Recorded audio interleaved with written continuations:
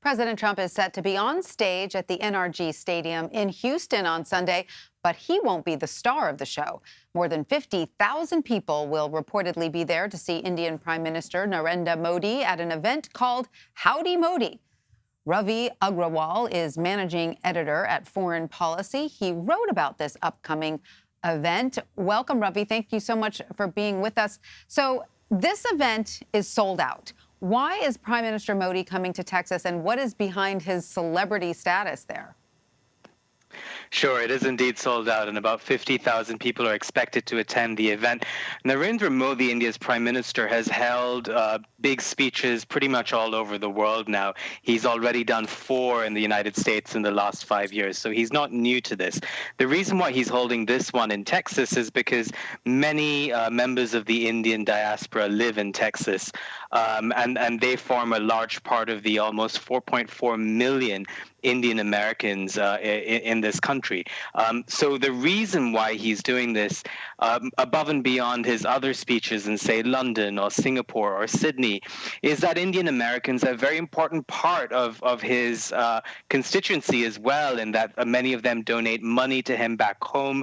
In India, it is seen as a matter of great pride that Indian Americans do as well as they do in the United States. They make a median income of about $100,000 a year, which is well over twice as much as what the average median income is for Americans at large. And of course, the event is at 10 a.m. on Sunday, so it's playing not only to the Indian Americans in Texas, but this is an event that will be televised live in India. That would be prime time for TV audiences there.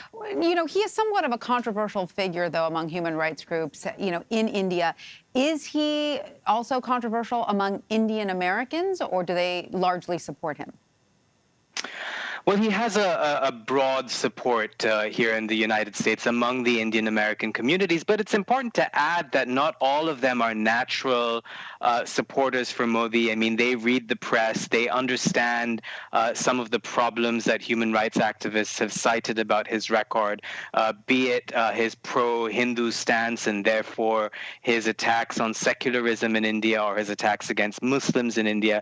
They're aware of these things, but however, the bigger point for them may be that there's a sense of pride that an Indian leader is in America who's addressing so many people. He's a very skilled orator, especially when he speaks in Hindi, which many of these diasporic Indians will understand. So it's a mixed sort of feeling. But I should also add, for all the comparisons between Modi and Trump, they are not necessarily completely aligned on this in terms of the audience, because Indian Americans as a bloc, only about, well, in fact, 77% of them voted for Clinton in the 2016 election. So there's not a natural synergy between Trump and Modi on that. And you write that this is the third meeting between President Trump and Prime Minister Modi in 3 months. What is their relationship like?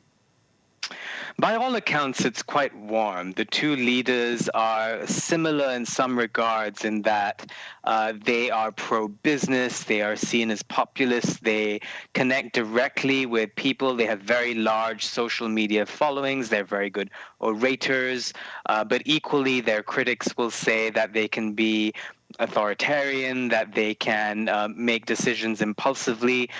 So they share a lot in common, but Modi also had a very warm relationship with President Obama. I think the important way to frame this is that it's very important for India to maintain good relations with the United States. And in general, the India-US relationship has been strengthening over the last 2 decades or so, irrespective of who's in power or which party is in power.